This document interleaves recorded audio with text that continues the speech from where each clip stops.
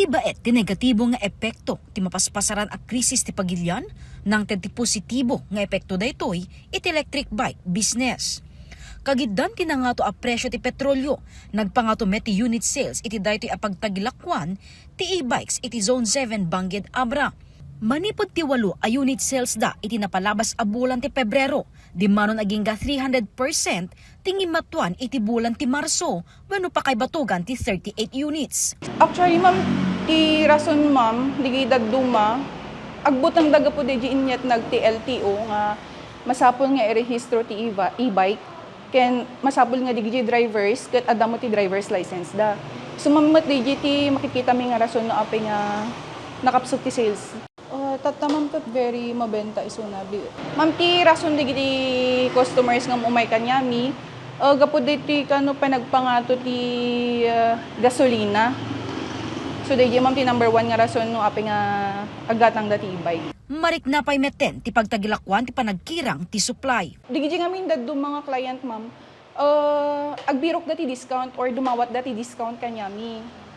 Kadagito yung ma'am kat kwa, as in nga agdamag dano sa mamano daytoy, baga di presyo, sige ala akon. Kas di ma'am kadaras. Kas di ti kapigsana, ma'am. Agbalor dagiti e-bikes manipod 34,000 agingga 128,000 pesos depende ti klase na. Kaadwan kadagiti customer da aramaten da dagiti 4-wheel e-bikes amapan agitulod ken agsundo. Maysa ditoyen ti pamilya ni Richard. Kalaksidan nga ad-ado nga amang ti makargana no maidasig ti motorsiklo adapay linong na daytoyen. Plano may kumati ag-upgrade ti motorcycle ni Mrs.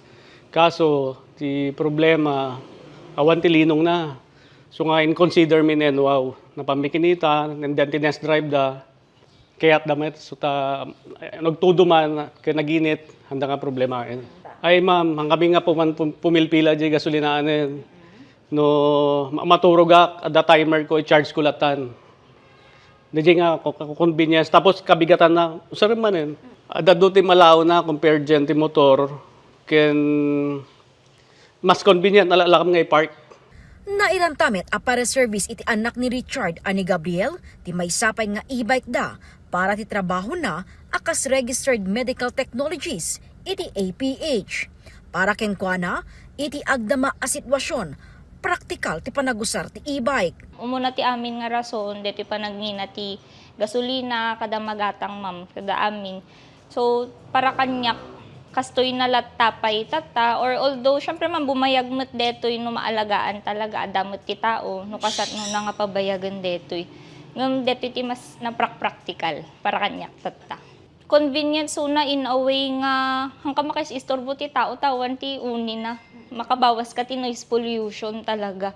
Ken di pa nag-charge na convenient kanyak ma'am ta syempre gapo DJ at the timer na tapos no usaram ma'am ket syempre ikwam lang mo di tulbok tas pumanaw ka nala ka lang pa nga i-park. Hindi lang. Gapo iti oil crisis, gubway ti tension iti Middle East, kanya-kanya ti diskarte dagiti Pinoy tapnon makainot ken makasurvive. Jessica Boreta, Balitang Solid North.